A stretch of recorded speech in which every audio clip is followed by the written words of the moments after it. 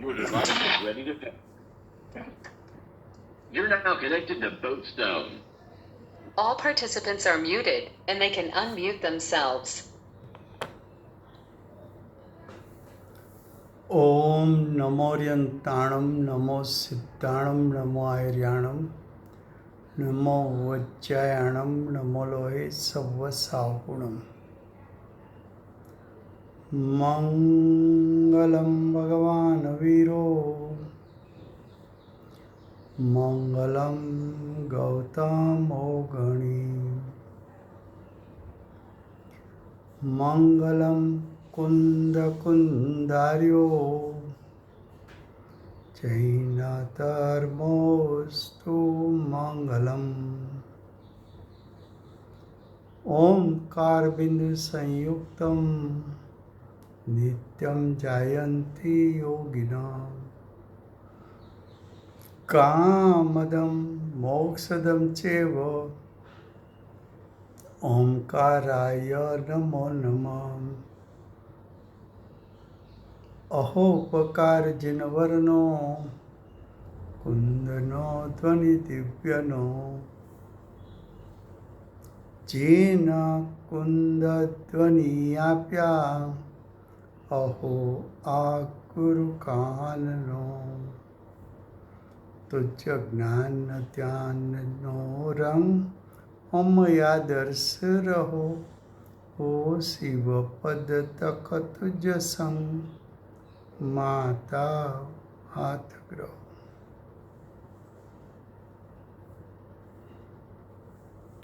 ये समयसार नाम का परम अध्यात्म शास्त्र है। भगवत कुंकुंदाचार्य देव मांगलिक करके समयसार यानी अनंत गुणात्मक पवित्र शुद्ध सत्ता यानी आत्मा को शुद्ध स्वभाव को ये शास्त्र में दिखाना चाहते हैं। इस शास्त्र में चौथा अधिकार आश्रव अधिकार चलता है और आश्रव अधिकार में गाथा 172 चलती है। 172 गाथा का विषय चलता है कि शिष्य ने प्रश्न किया है कि आप सम्यक दृष्टि जीव को निराश्रव भी कहते हैं और दूसरी तरह से आप ऐसा कहते हो कि जिसको जघन्य परिणाम है, क्षोभसम रूप परिणाम है, ऐसे जीवों को तो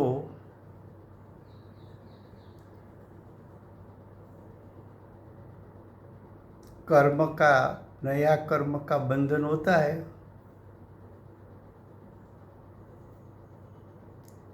तो ज्ञानी के पास क्षायी ज्ञान प्रकट नहीं हुआ, सम्यक दृष्टि को क्षायी ज्ञान प्रकट नहीं हुआ, तब तक तो जघन्य भाव है और जघन्य भाव तो बंध का कारण है और बंध का कारण है तो ज्ञानी निराश्रव कहाँ रहे। आपने पहले कहा था कि ज्ञानी निराश्रव है और अब आप कहते हैं कि जघन्य भाव वाला नया कर्म का बंधन करता है। तो नया कर्म का बंधन जिसको होता है उसको निराश्रव कैसे कहे। ऐसा शिष्य ने प्रश्न उठाया है। उसमें टीका चलती है। टीका में करीबन 4 लाइन चली है। वो फिर से पढ़ लेते हैं, उसके बाद आगे जाएंगे। टीका। जो वास्तव में ज्ञानी है, भाई वास्तव आज आपको गुजराती में लेना है। अच्छा, टीका। गुजराती में, हिंदी ठीक की है, हो गई है। ओके, हाँ, और हिंदी का फिर भावार्थ। ठीक है। तो आज ટીકા ફરીવાર ટીકા છે એ ગુજરાતીમાં જે ખરેખર જ્ઞાની છે, જે કહેતા સમ્યક દ્રષ્ટિ શ્રાવક કે મુનિ ખરેખર જ્ઞાની છે એટલે એણે આત્માનો અનુભવ કર્યો છે.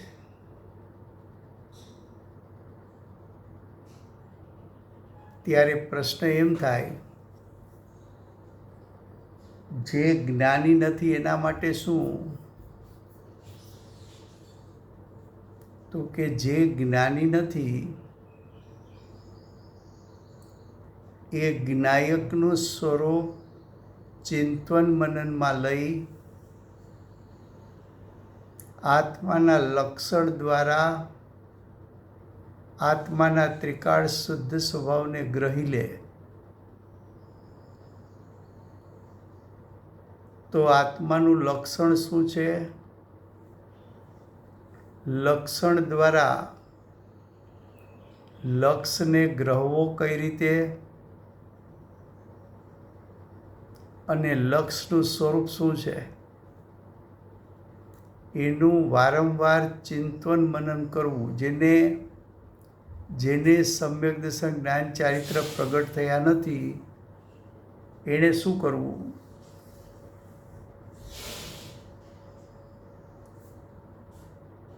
અમે નાના હતા, 12-13 વર્ષના, ત્યારે સોનગઢ ક્લાસમાં જતા, ત્યારે રામજીભાઈને કોઈએ પ્રશ્ન કર્યો કે પાપ તો કરવા જેવું લાગતું નથી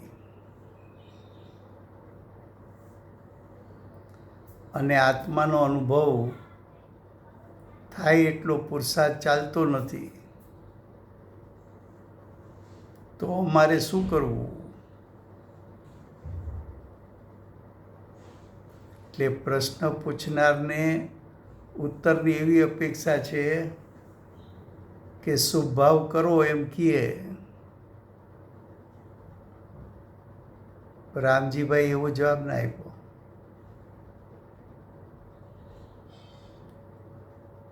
તો કે જ્યાં સુધી સમ્યક દર્શનની પ્રાપ્તિ થતી નથી ત્યાં સુધી સમ્યક દર્શનની પ્રાપ્તિ માટે પુરુષાર્થ કરવો, એવો જવાબ આપ્યો. એમ જે જ્ઞાની નથી એને શું કરવું? માતાજી વચનામૃતમાં કહે છે કે વારંવાર જ્ઞાયકનો વિચાર કર, જ્ઞાયક પાસે ટેલ નાખ, જ્ઞાયકને વીંટળાઈને રહે. જ્ઞાયકને વીંટળાઈને રહે એટલે જ્ઞાયકનું વારંવાર ચિંતન મનન કર. જ્ઞાયક પાસે ટેલ નાખ એટલે જ્ઞાયકની ફરતો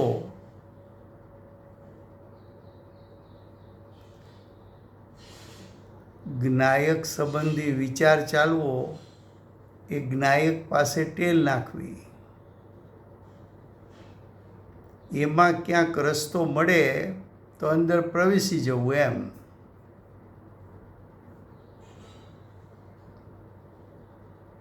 તો કે છે કે જે જ્ઞાની ન હોય એને શું કરવું? તો કે સવિકલ્પ ભેદરૂપ શ્રદ્ધાન ભેદરૂપ જ્ઞાન કરવું. એ ખરેખર સવિકલ્પ ભેદરૂપ શ્રદ્ધાન ભેદરૂપ જ્ઞાન ખરેખર તો સમ્યક દર્શન સમ્યક જ્ઞાન નથી. ખરેખર જ્ઞાયક પ્રતીતિમાં આવે કે હું સિદ્ધ સમાન છું એવું ભાવભાષણ થાય અને ખરેખર જ્ઞાન ઉપયોગ નાયકના સ્વરૂપને ભાવશ્રુત જ્ઞાન દ્વારા જાણી લે ત્યારે ખરેખર એ જ્ઞાની કહેવાય છે. જ્ઞાની, ખરેખર જ્ઞાની કોને કહેવો? તો કે જેની દ્રષ્ટિ અંદર ગઈ છે, જેને જ્ઞાયકને પ્રતીત કર્યો છે, જેને જ્ઞાયકનું સ્વરૂપ નિર્વિકલ્પ જ્ઞાન દ્વારા જાણ્યું છે, જેણે પોતાનો પુરુષાર્થનો વેગ સ્વભાવ સન્મુખ કર્યું છે, જેને અતિન્દ્રિય જ્ઞાન અતિન્દ્રિય સુખનું વેદન કર્યું છે, જેને પ્રતિ સમય જ્ઞાયક દ્રષ્ટિમાં છે, એ જ્ઞાની છે. જ્ઞાની પોતાના સ્વરૂપમાં રમે તે જ્ઞાની. તો કે જે ખરેખર જે જ્ઞાની છે તે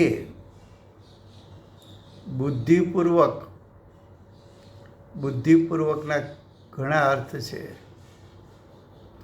બુદ્ધિપૂર્વકનો પૂજ્ય ગુરુદેવ એમ કહે છે કે સમયસાર કલશ ટીકા,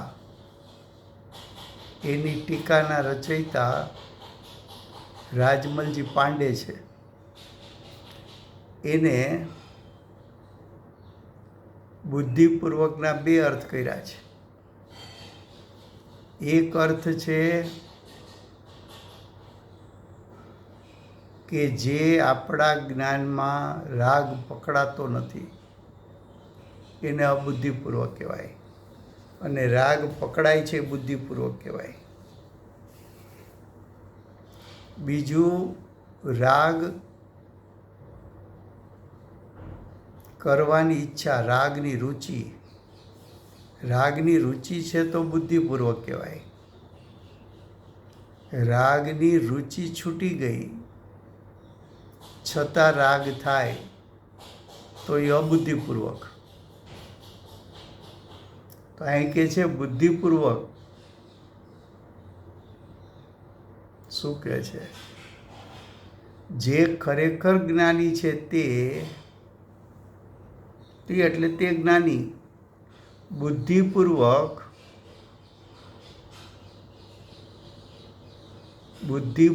એટલે રુચિપૂર્વક, ઈચ્છાપૂર્વક, અભિપ્રાયપૂર્વક. રાગનો રાગ છે એને ઈચ્છાપૂર્વક કહેવાય. તો ઈચ્છાપૂર્વક રાગ દ્વેષ મોહરૂપી આશ્રવોનો તેને અભાવ હોવાથી. એનો અર્થ શું થયો? કે રાગ દ્વેષ મોહરૂપી આશ્રવ. આશ્રવ કોને કીધા? ભાવ આશ્રવ રાગ દ્વેષ મોહ જીવની સત્તામાં ઉત્પન્ન થાય અને એના નિમિત્તે નવા કર્મ આવે એ દ્રવ્ય કર્મનો આશ્રવ. આશ્રવના બે પ્રકાર, ભાવ આશ્રવ અને દ્રવ્ય આશ્રવ. ભાવ આશ્રવ જીવનું કાર્ય, દ્રવ્ય આશ્રવ પૂતગલનું કાર્ય. ભાવ આશ્રવ એટલે જીવના ભાવો રાગ દ્વેષ મોહ, એ ભાવ આશ્રવ. એ જીવે અજ્ઞાન દશામાં નવા નવા ઉત્પન્ન કર્યા, પણ અહીં તો જ્ઞાનીની વાત છે. તો કે રાગ દ્વેષ મોહની ઉત્પત્તિ અજ્ઞાનીને થાય તો એ ભાવ આશ્રવ, અને એના નિમિત્તે નવા દ્રવ્ય કર્મ આવે અને બંધાય તો નવા કર્મનું આગમન એ દ્રવ્ય આશ્રવ. તો કે છે જ્ઞાનીને તો તેનો અભાવ છે. અભાવ કેમ છે? એના એક કારણ એ કે જ્ઞાનીને રાગ દ્વેષ મોહની રુચિ નથી, માટે જ્ઞાનીને રાગ દ્વેષ મોહની ઉત્પત્તિ થઈ એમ કહેવાતું નથી.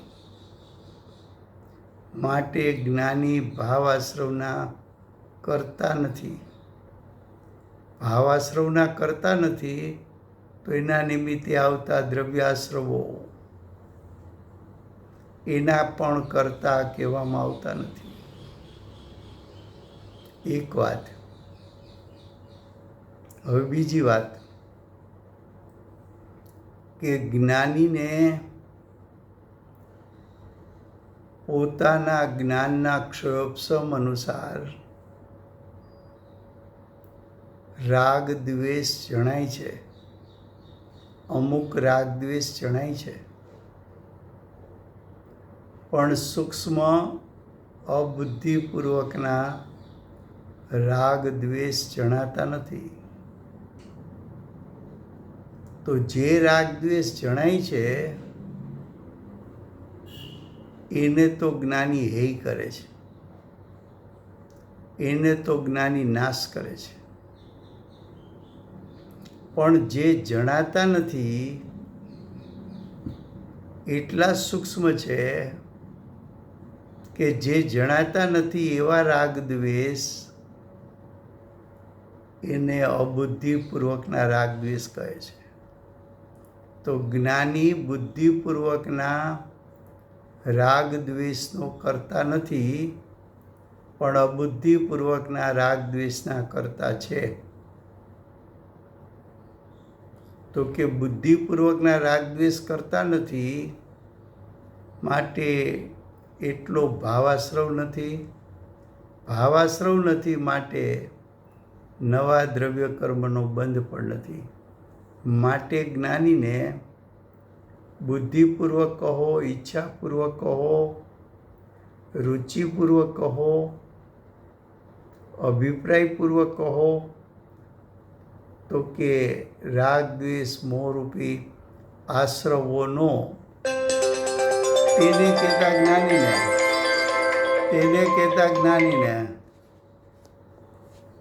કહેતા જ્ઞાનીને અભાવ છે. શું છે? તો કે જ્ઞાનીને એનો અભાવ છે.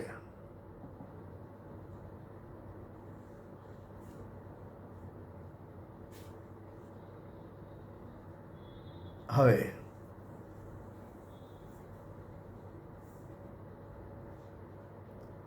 જ્ઞાનીને કેવો કીધો? નિરાશ્રવ કયો. કઈ અપેક્ષાએ નિરાશ્રવ કયો? તો કે એક તો દ્રષ્ટિ અપેક્ષાએ. દ્રષ્ટિ અપેક્ષા એટલે એને રુચિ નથી. દ્રષ્ટિ અપેક્ષા એટલે શું?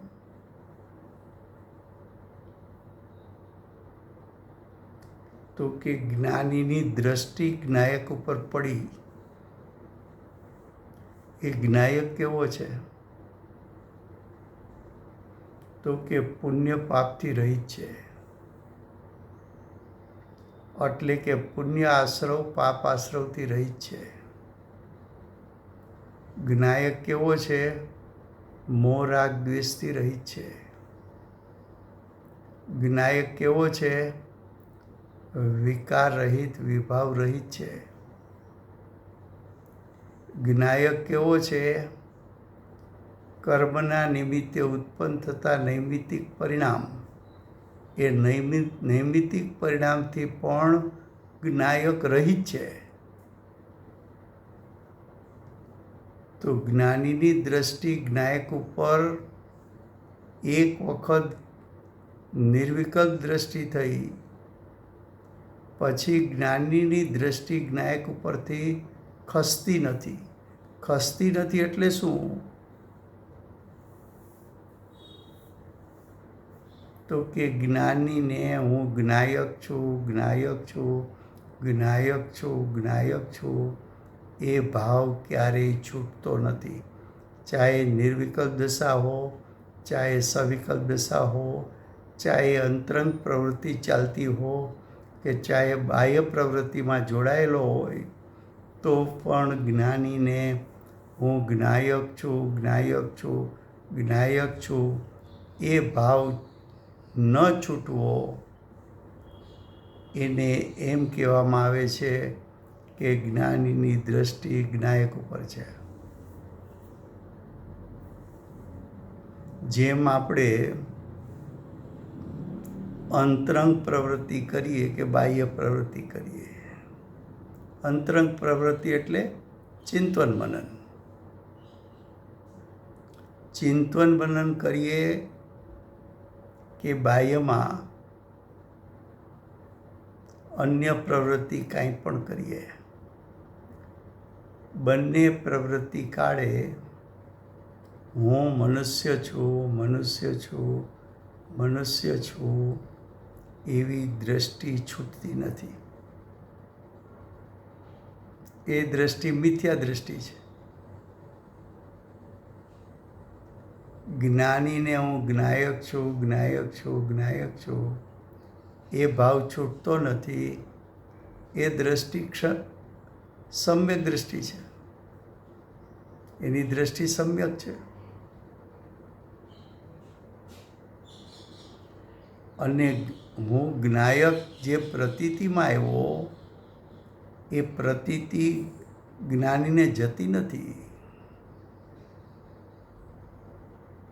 કે મારો જ્ઞાયક પુણ્ય પાપ આશ્રવથી રહિત છે, મારો જ્ઞાયક બંધથી રહિત છે, મારો જ્ઞાયક વિભાવ વિકારથી રહિત છે, મારો જ્ઞાયક નૈમિતિક દશાઓથી રહિત છે. એ ભાવ એક વખત સમ્યક દર્શન થયા પછી જ્ઞાનીને જતો નથી. એવો ભાવ અખંડ રહે છે. એને એમ કહેવામાં આવે છે કે જ્ઞાનીની દ્રષ્ટિ જ્ઞાયક ઉપર છે. બોલે શબ્દ કે જ્ઞાનીની દ્રષ્ટિ જ્ઞાયક ઉપર છે, પણ એનો ભાવ પકડે નહીં, ભાવ સમજે નહીં, તો એ તો ગોખેલા શબ્દો છે. એનું કંઈ ફળ ના આવે. હવે જો શું કહે છે કે દ્રષ્ટિ અપેક્ષાએ તો જ્ઞાનીને મોહ રાગ દ્વેષનો અભાવ છે.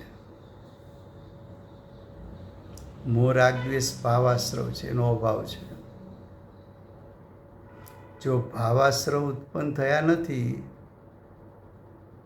તો નવા કર્મ પણ આવતા નથી ને બંધાતા નથી.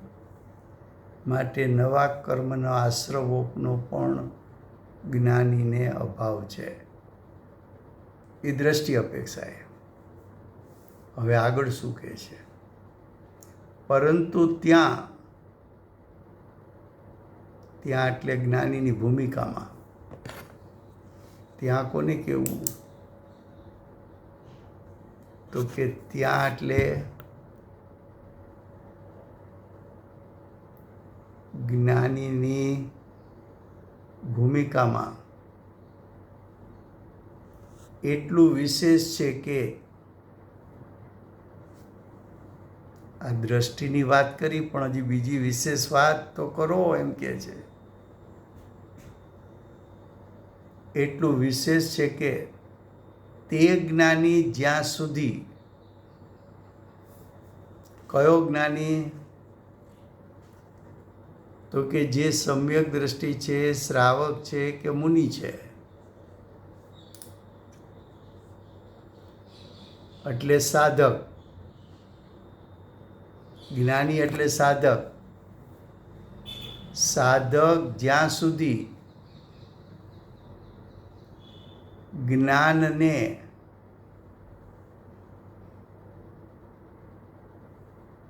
સર્વોત્કૃષ્ટ ભાવે, જ્ઞાનને એટલે શુદ્ધાત્માને, જ્ઞાનને એટલે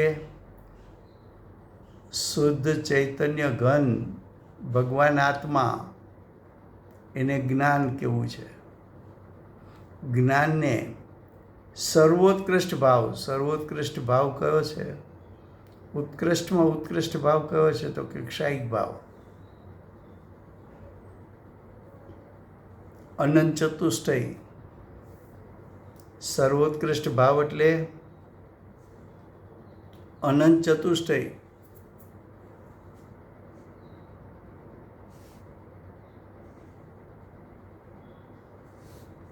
અનંત ચતુષ્ટય એટલે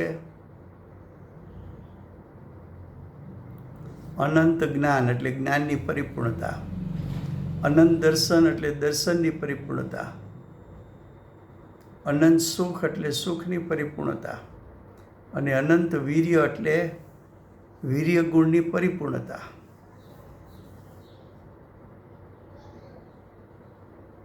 તો જ્ઞાનને સર્વોત્કૃષ્ટ ભાવે એટલે શુદ્ધ ચૈતન્યમય આત્માને સર્વોત્કૃષ્ટ ભાવે દેખવાને, જાણવાને અને આચરવાને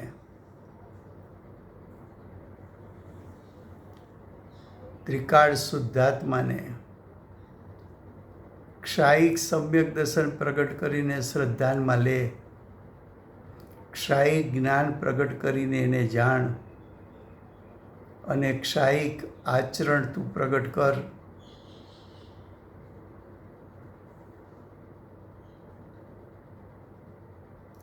શુદ્ધાત્માને જાણવો, પછી શ્રદ્ધવો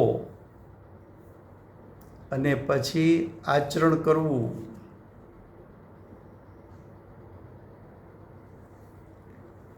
ક્ષાયિક જ્ઞાન, ક્ષાયિક સમ્યક દર્શન અને ક્ષાયિક ચારિત્ર.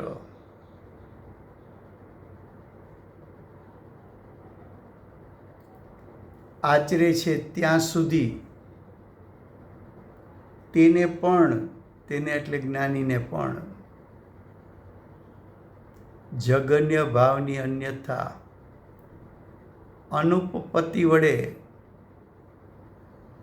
જગન્ય એટલે ક્ષાયપસમિક ભાવ, જગન્ય ભાવ એટલે ક્ષયોપસમ ભાવ.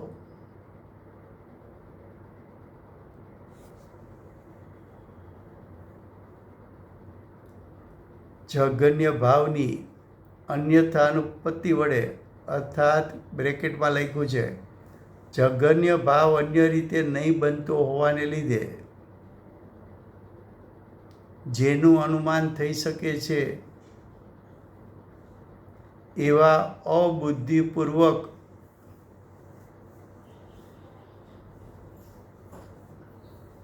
શું કહે છે જગન્ય ભાવ કોને કહેવો અથવા ક્ષયોપસમ ભાવ કોને કહેવો? તો કે ક્ષાયિક ભાવ ન થાય ત્યાં સુધી ક્ષયોપસમ ભાવ હોય. તો ક્ષયોપસમ ભાવ અને ક્ષાયિક ભાવ બંને વચ્ચે કાંઈ અંતર છે કે નથી? તો કે અંતર છે. ક્ષયોપસમ ભાવ એ જગન્ય ભાવ છે, એની સામે ક્ષાયિક ભાવ ઉત્તમ ભાવ છે. ક્ષયોપસમ ભાવ અધૂરું જ્ઞાન છે, ક્ષાયિક જ્ઞાન પરિપૂર્ણ જ્ઞાન છે.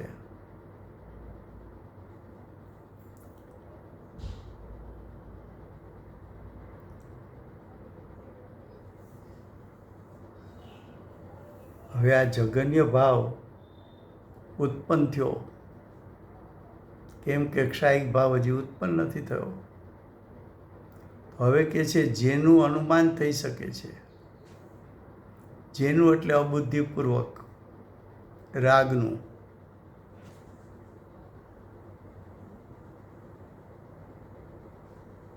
અબુદ્ધિપૂર્વક રાગ છે એમ કેમ નક્કી કરવું? તો કે ચતુર્થ ગુણસ્થાનવર્તી સમ્યક દૃષ્ટિ હોય, પંચમ ગુણસ્થાનવર્તી શ્રાવક શ્રાવિકા કે અર્જિકા હોય, કે છઠ્ઠે સાતમે ઝૂલતા મુનિ હોય, એને ક્ષાયિકપણું પ્રગટ્યું નથી માટે મારી દશા અધૂરી દશા છે. મારી દશામાં પરિપૂર્ણ પરિપક્વતા એટલે પરિપૂર્ણ શુદ્ધતા પ્રગટી નથી, એનું એને ભાન છે, એનું એને અનુમાન છે. હવે કોઈને પ્રશ્ન એવો થાય કે અબુદ્ધિપૂર્વકનો રાગ પકડાય નહીં તો એનો નાશ કેમ થાય? જ્ઞાની એને જાણતા નથી તો નાશ કરે કેમ? તો કે જ્ઞાની અનુમાન દ્વારા જાણે છે. તો કે અનુમાન જ્ઞાન કઈ રીતે ઉત્પન્ન થયું? તો કે જ્ઞાનીને વર્તમાનમાં પરિપૂર્ણ વિતરાગતા પ્રગટ થઈ નથી એમ જ્ઞાનમાં આવે છે. પરિપૂર્ણ વિતરાગતા પ્રગટ થઈ નથી માટે મને ક્ષોભસમ જ્ઞાન છે. ક્ષોભસમ જ્ઞાન છે માટે મારે જાણવા માટે મુખ્ય ગૌણ કરવું પડે છે. મુખ્ય ગૌણ કરું તો મુનિની દશામાં સ્વંજ્વલનનો સૂક્ષ્મ રાગ ઉત્પન્ન થાય છે. એ સંજ્વલનનો સૂક્ષ્મ રાગ યથાખ્યાત ચારિત્રનો ઘાતક છે.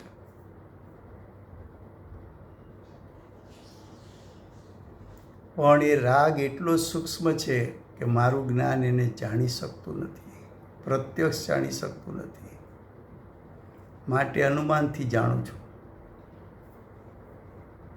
તો કે પ્રત્યક્ષ જણાતું નથી તો નાશ કેમ કરશો? તો કે જે વિધિથી સમ્યક દર્શન જ્ઞાન અને ચારિત્રની આંશિક શુદ્ધતા પ્રગટ થઈ એ વિધિ કઈ હતી? તો કે જ્ઞાયકના અવલંબને સમ્યક દર્શન જ્ઞાન અને ચારિત્રમાં આંશિક શુદ્ધતા પ્રગટ થઈ. એ આંશિક શુદ્ધતા જો જ્ઞાયકના આશ્રય પ્રગટ થઈ તો પરિપૂર્ણ શુદ્ધતા પણ જ્ઞાયકના આશ્રય થશે. મારે એ લક્ષ કરવાની જરૂર નથી કે અબુદ્ધિપૂર્વકનો રાગ કેવો છે. મારે અસ્થિથી કામ કરવું છે. શું કરવું છે? તો કે હું અસ્થિથી મારા જ્ઞાયકમાં વીંટળાઈને રહીશ. હું મારા જ્ઞાયકમાં વીંટળાઈને રહીશ.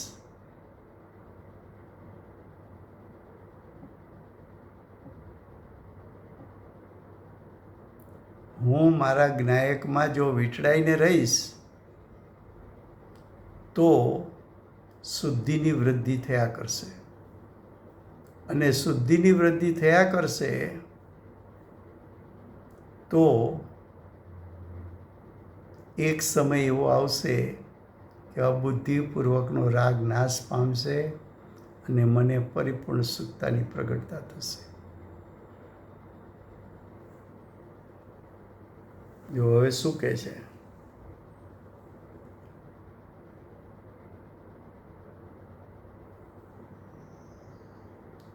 તે જ્ઞાની જ્યાં સુધી જ્ઞાનને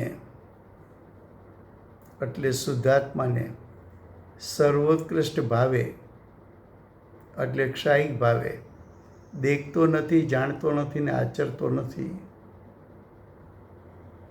એ આચરવાને અશક્ત વર્તતો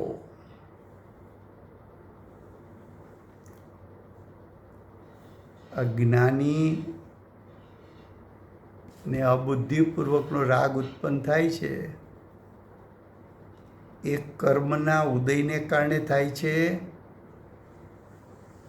કે પોતાના પુરુષાર્થની નબળાઈને કારણે થાય છે? તો કે કર્મનો ઉદય તો પરદ્રવ્ય છે. પરદ્રવ્ય જીવનું કોઈ કાર્ય કરી શકતું નથી.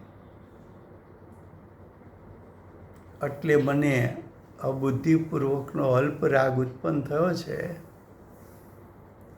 એ મારા પુરુષાર્થની નબળાઈને કારણે થયો છે. રાગ બુદ્ધિપૂર્વક હોય કે અબુદ્ધિપૂર્વક હોય, જ્ઞાનીને રાગની રુચિ તો છૂટી ગઈ છે. એટલે જ્ઞાનીને કંઈ બુદ્ધિપૂર્વક કે અબુદ્ધિપૂર્વકનો રાગ કંઈ કરવા જેવો લાગતો નથી, એના કંઈ કરતા થતા નથી. બુદ્ધિપૂર્વકનો હોય કે અબુદ્ધિપૂર્વકનો રાગ હોય, એને જ્ઞાની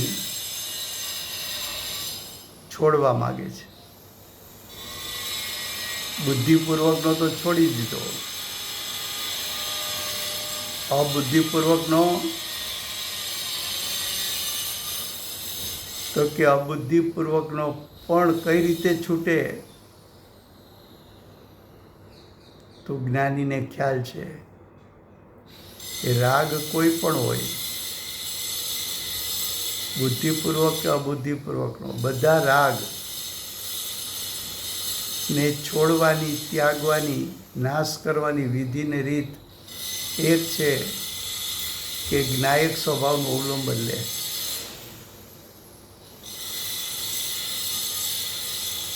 શું કીધું? તો કે જગન્ય ભાવની અન્યથા અનુપત્તિ વડે, જગન્ય ભાવ અન્ય રીતે નહીં બનતો હોવાને લીધે જેનું અનુમાન થઈ શકે છે એવા અબુદ્ધિપૂર્વક કર્મ કલંકના વિપાકનો સદ્ભાવ હોવાથી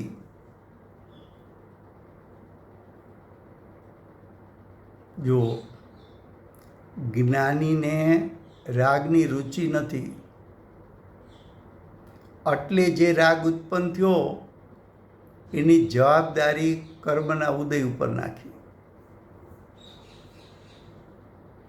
ખરેખર કર્મના ઉદયને કારણે રાગ ઉત્પન્ન થયો છે કે જ્ઞાનીના પુરુષાર્થની નબળાઈને કારણે ઉત્પન્ન થયો છે? તો કે દ્રષ્ટિ અપેક્ષાએ જ્ઞાનીને રાગની રુચિ નથી, માટે એ રાગનો કર્તા જ્ઞાની નથી. પણ દ્રવ્ય કર્મના ઉદયનું નિમિત્તપણું હોવાથી, દ્રવ્ય કર્મના નિમિત્તે ઉત્પન્ન થયો હોવાથી, સ્વના લક્ષ્ય ઉત્પન્ન નહીં થયેલો હોવાથી એને અબુદ્ધિપૂર્વકના રાગને કર્મ કલંકનો વિપાક કીધો. એ કર્મના ઉદયનું ફળ છે એમ કહે છે. પણ એ ખરેખર તો ઉત્પન્ન ક્યાં થયો રાગ? ઉદ્ગલમાં ઉત્પન્ન થયો કે જીવની સત્તામાં ઉત્પન્ન થયો? જો જીવની સત્તામાં ઉત્પન્ન થયો છે એમ તું ન કહે તો એ રાગ તારો છે જ નહીં, તો એને નાશ કરવાનો ક્યાં રહ્યો? અને તારી અવસ્થામાં ઉત્પન્ન થયો તો એ રાગ ચેતન છે કે અચેતન છે? તો કે રાગ ચેતન છે, તો એને જળ કર્મ, દ્રવ્ય કર્મ કઈ રીતે ઉત્પન્ન કરે? રાગ ઉત્પન્ન થયો એ આત્માની પર્યાયની યોગ્યતાને કારણે ઉત્પન્ન થયો કે કર્મના ઉદયને કારણે ઉત્પન્ન થયો? તો કે આત્માની પોતાની પર્યાયની યોગ્યતાને કારણે ઉત્પન્ન થયો છે. રાગ ઉત્પન્ન કેમ થયો? તો કે તું સાદી અનંતકાળ માટે આત્મ સ્વભાવમાં લીન ન રહ્યો, તારી લીનતા છૂટી જતા. લીનતા કેમ છૂટી? પુરુષાર્થની નબળાઈને કારણે. માટે રાગ ઉત્પન્ન થયો છે. ભલે રાગ કરવાની રુચિ નથી,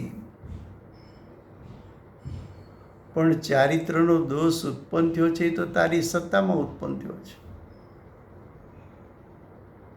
દ્રવ્ય કર્મ ઉપર દોષ શું કામ નાખસ? તારા પુરુષાર્થની નબળાઈ તું સ્વીકારીશ નહીં તો ફરી પાછો તારો પુરુષાર્થ વેગવંતો થશે નહીં, અને પુરુષાર્થ વેગવંતો થશે નહીં તો રાગનો નાશ થશે નહીં, રાગનો નાશ થશે નહીં તો ક્ષાયિકપણું, ઉત્કૃષ્ટ ભાવ તને ઉત્પન્ન થવાનો, અનંત ચતુષ્ટયની પ્રગટતા નથી થવાની, હરિહંસ સિદ્ધ પદ પ્રગટ નહીં થાય.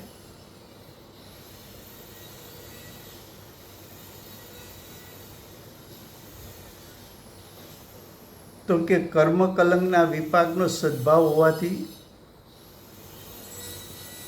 એટલો કર્મનો ઉદય છે એનું જ્ઞાન કરાવે છે. પણ કર્મનો ઉદય જીવને રાગ ઉત્પન્ન કરાવે તો એક દ્રવ્ય બીજા દ્રવ્યના પરિણામને ઉત્પન્ન કરે છે. તો સિદ્ધાંત આખો તૂટે.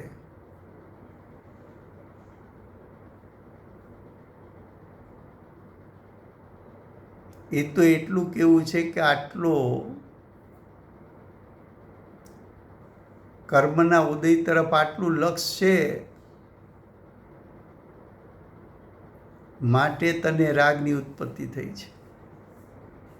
પણ લક્ષ કરવા તું ગયો છે, ભૂલ તારી.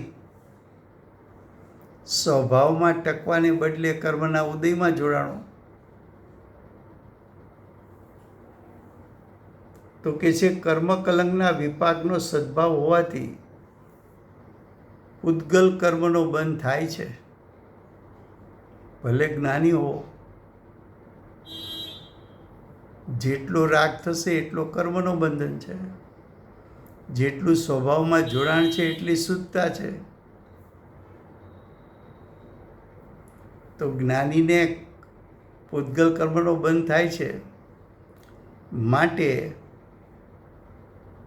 ત્યાં સુધી એટલે ક્ષયોપશમ જ્ઞાન સુધી જ્ઞાનને દેખવું એટલે શુદ્ધાત્માને દેખવો, જાણવો અને આચરવો.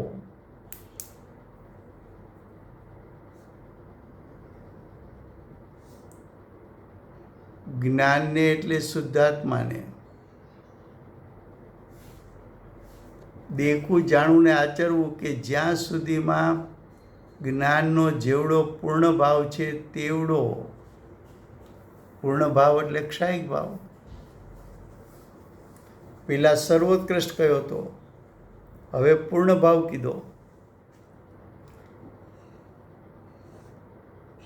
પૂર્ણ ભાવ કયો, ક્ષાયિક ભાવ કયો કે સર્વોત્કૃષ્ટ ભાવ કયો?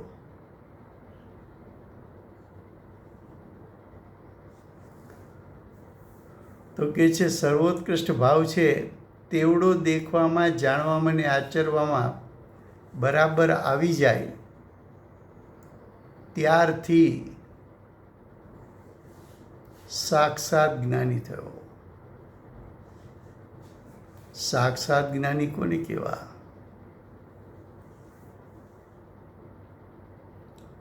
તો કે આત્માની પ્રત્યક્ષતા બે પ્રકારની છે. એક વેદન પ્રત્યક્ષ અને આત્મા વસ્તુ પ્રત્યક્ષ. વેદન પ્રત્યક્ષ સાધક દશામાં છે. વસ્તુ પ્રત્યક્ષતા આત્મા અસંખ્યાત અસંખ્યાત પ્રદેશેથી એનું અરૂપી સ્વરૂપ જણાય. જેમ રૂપીને જાણે એમ અરૂપીને જાણે, એ પ્રત્યક્ષ જાણપણું. પણ અતિન્દ્રિય જ્ઞાન, અતિન્દ્રિય સુખ દ્વારા, એના આસ્વાદ દ્વારા, અતિન્દ્રિય જ્ઞાન, અતિન્દ્રિય સુખ એના આસ્વાદ દ્વારા હું શુદ્ધાત્મા છું એમ જાણવું,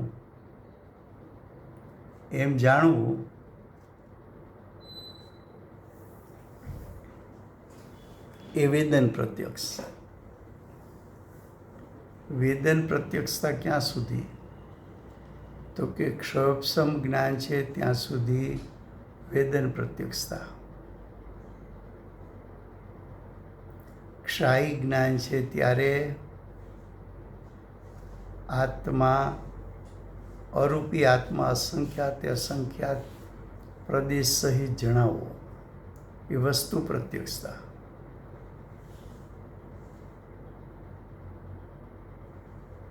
તો કે પૂર્ણ ભાવ છે, ક્ષાયિક ભાવ છે, તેવડો દેખવામાં, જાણવામાં અને આચરવામાં બરાબર આવી જાય છે.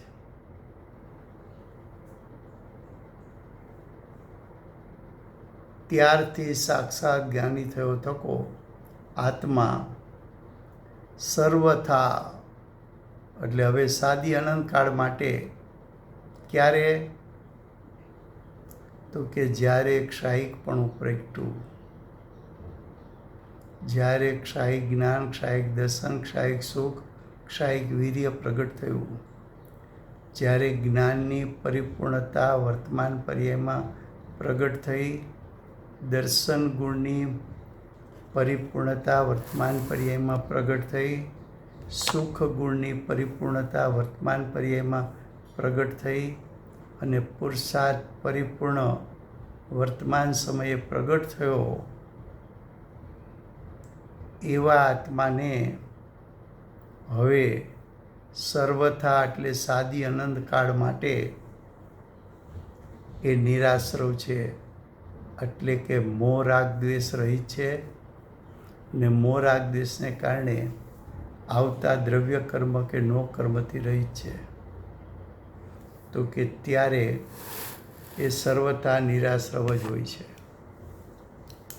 તો આત્મા સર્વથા નિરાશ્રવ ક્યારે થયો? તો કે ક્ષાયિકપણું પ્રગટ્યું ત્યારે.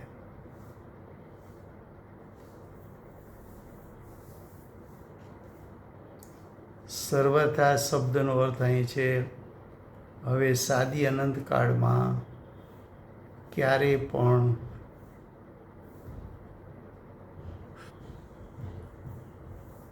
અર્યંત પરમાત્માને કે સિદ્ધ પરમાત્માને મોહ રાગ દ્વેષની ઉત્પત્તિ એટલે કે ભાવાશ્રવની ઉત્પત્તિ નહીં થાય.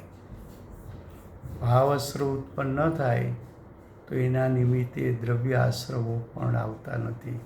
એટલે કે દ્રવ્ય કર્મ આવતા પણ નથી અને બંધાતા પણ નથી. એટલે અર્યંત પદમાં આવે કે છે કે સર્વથા નિરાશ્રવ જ હોય છે. હવે ભાવાર્થ. જ્ઞાનીને, જ્ઞાનીનો અર્થ આપણે કર્યો સમ્યક દ્રષ્ટિ હોય, શ્રાવક શ્રાવિકા અર્જિકા હોય કે મુનિ હોય. જ્ઞાનીને બુદ્ધિપૂર્વક, બુદ્ધિપૂર્વકનો અર્થ કર્યો રુચિપૂર્વક.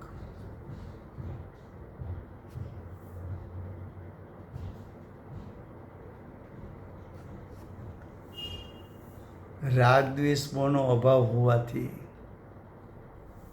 રાગ એટલે પર પદાર્થથી લાભ માનવો, દ્વેષ એટલે પર પદાર્થથી નુકસાન માનવું, અને મોહ એટલે પર પદાર્થ મારો છે એવો અહંકાર કરવો. તો પર પદાર્થો પ્રત્યે હિત અહિત બુદ્ધિ અને પર પદાર્થનું હુંપણું એનો અભાવ હોવાથી જ્ઞાની નિરાશ્રવ જ છે. એટલે પહેલાં દ્રષ્ટિ અપેક્ષાએ નિરાશ્રવપણું કીધું. હવે દ્રષ્ટિ અપેક્ષાએ નિરાશ્રવપણું કયું એની સાથોસાથ તરત જ કહ્યું પરંતુ જ્યાં સુધી દ્રષ્ટિ અપેક્ષા, દ્રષ્ટિ ભલે શુદ્ધ થઈ પણ હજી ચારિત્ર શુદ્ધ નથી થયો. જ્યાં સુધી એટલે ચારિત્ર ગુણની પરિપૂર્ણ શુદ્ધતા સુધી ક્ષાયોપશમી જ્ઞાન છે, મુખ્ય ગૌણ કરે તેવું જ્ઞાન છે.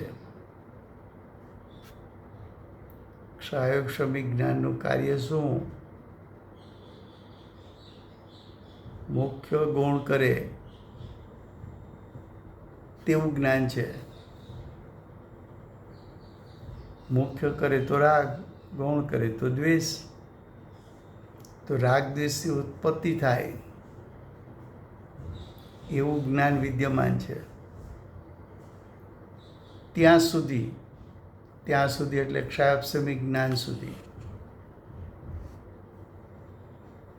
ત્યાં સુધી એટલે ક્ષાયોપશમિક જ્ઞાન સુધી. તે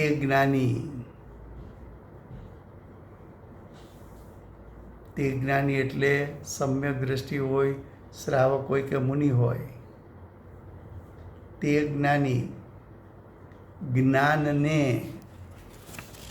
સર્વોત્કૃષ્ટ ભાવે દેખી જાણી અને આચરી શકતો નથી. ક્ષોભસમ જ્ઞાન છે ત્યાં સુધી દર્શન પણ ક્ષાયિક નથી થયું, જ્ઞાન પણ ક્ષાયિક નથી થયું, આચરણ પણ ક્ષાયિક નથી થયું. માટે જગન્ય ભાવે દેખે જાણે છે અને આચરણ કરે છે. જગન્ય ભાવે, ક્ષયોપશમ ભાવે દેખે છે, જાણે છે અને આચરણ કરી શકે છે. તેથી એમ જણાય છે કે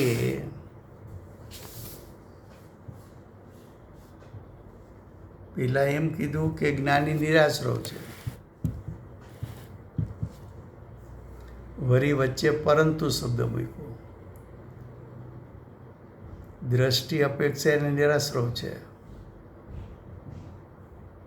પણ ચારિત્ર અપેક્ષા એ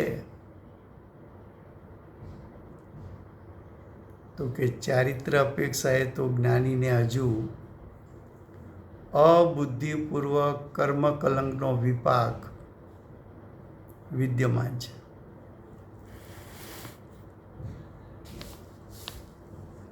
વિપાક એટલે ફળ, કર્મ કલંકનો વિપાક એટલે દ્રવ્ય કર્મ નો ઉદય. દ્રવ્ય કર્મના ઉદયમાં જોડાવાથી જીવમાં ઉત્પન્ન થતા ભાવ ઔદયિક ભાવ,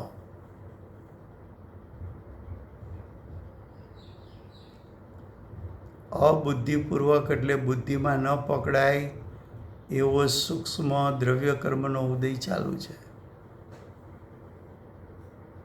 એ ઉદયમાં જોડાણ પણ છે.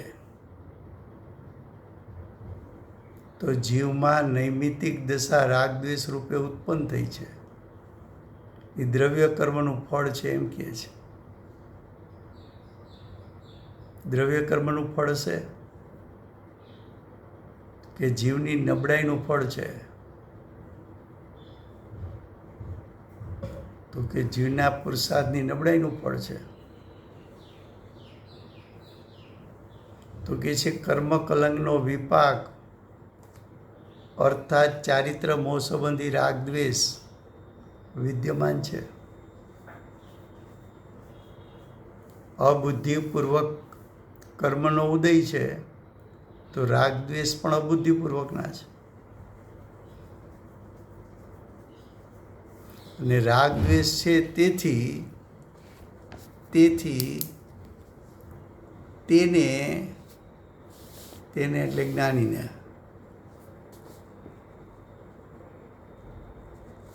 કયા જ્ઞાનીને? તો કે સમ્યક દ્રષ્ટિ હોય તો પણ ભલે, શ્રાવક શ્રાવિકા અર્જિકા હોય તો પણ ભલે, મુનિ હોય તો પણ ભલે, તેને બંધ પણ થાય છે. કયો બંધ થાય છે? અબુદ્ધિપૂર્વકનો બંધ થાય છે. માટે તેને એમ ઉપદેશ છે કે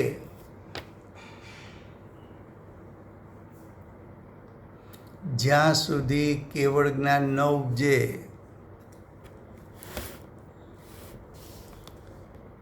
કેવળ જ્ઞાનને પહેલા સર્વોત્કૃષ્ટ ભાવ કીધો હતો.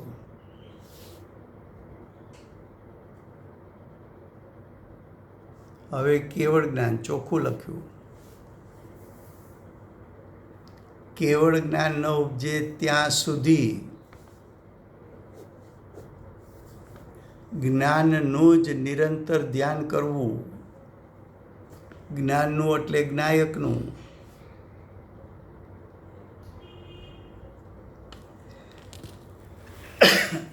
બુદ્ધિપૂર્વકનો રાગ ટાળવો હોય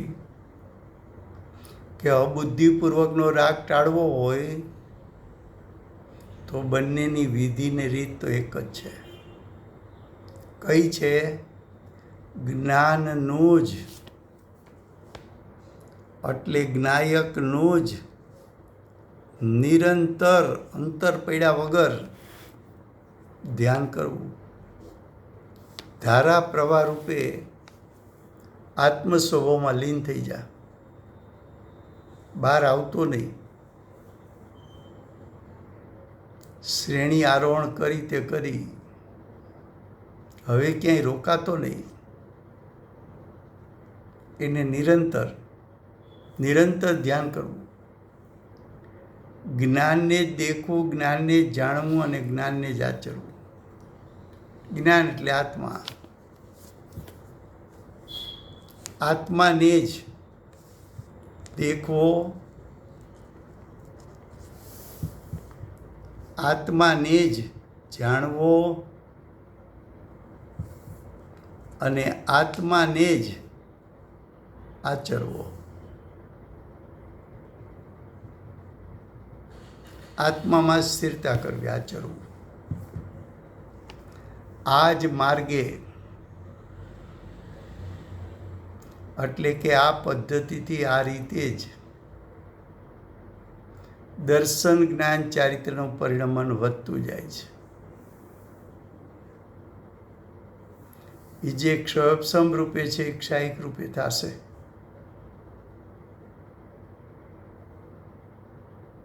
શું કહે છે? આ જ માર્ગે.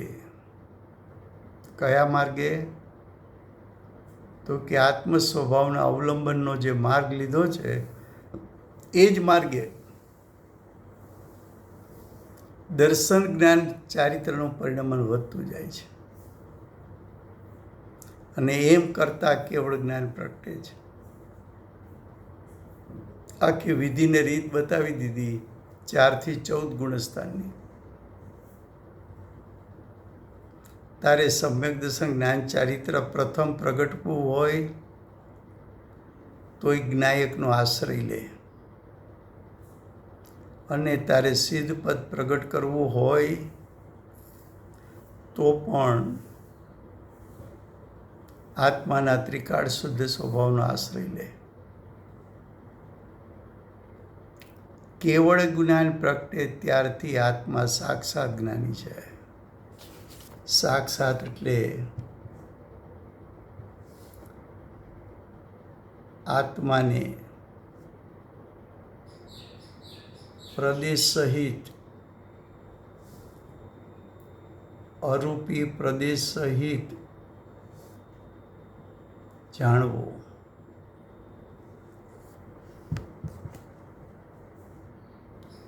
કેવળ જ્ઞાનમાં આત્મા અરૂપી, એનું ક્ષેત્ર અરૂપી, અરૂપીપણે જણાય એ સાક્ષાત જ્ઞાની છે.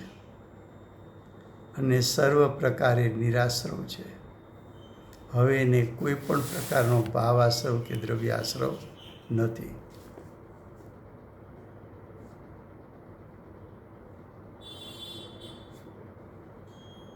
તો આ થયો ભાવાર્થની 3 લીટી બાકી છે, કાલે ચાલશે. પછી શ્લોક આગળ ચાલશે. સમય થયો છે. વર્તમાન 24ના આખરી તીર્થંકર બાલ બ્રહ્મચારી મહાવીર ભગવાનનો જય. મહાવિદ્ય ક્ષેત્રે બિરાજતા પ્રથમ તીર્થંકર ધર્મ ધુરંધર અનંત ચતુષ્ટિના ધારક દિવ્યધોરીના દાતાર શાસન ઉપકારી સીમામાં રહેનાર શ્રી સિમંદર ભગવાનનો જય. કડીકાળ સર્વજ્ઞ કેવળ જ્ઞાનની તળેટીમાં બેઠેલા મા સમર્થાચાર્ય ભગવત શ્રી કુંકુંદાચાર્ય દેવનો જય. વર્તમાન કાળે સમ્યક દર્શનનો ઉપદેશ આપનાર તીર્થના નાયક, તીર્થના સ્થાપક, તીર્થના પ્રવર્તક પરમ કૃપાળુ શ્રી સદગુરુદેવનો જય. પૂજ્ય સદગુરુદેવના શિષ્યોમાં શિરોમણી સ્વાનુભવયુક્ત જાતિસ્મરણ જ્ઞાનયુક્ત પ્રસમમૂર્તિ ભગવતી માતનો જય. સમ્યક દર્શનની પ્રાપ્તિમાં નિમિત્તરૂપ અષ્ટજિનવાણી માતનો જય. પૂજ્ય ગુરુદેવ માતાજીની સાધના ભૂમિ સુવર્ણપુરી ધામનો જય. સુવર્ણપુરી ધામમાં બિરાજતા સર્વે દેવશાસ્ત્ર ગુરુ ભગવંતનો જય.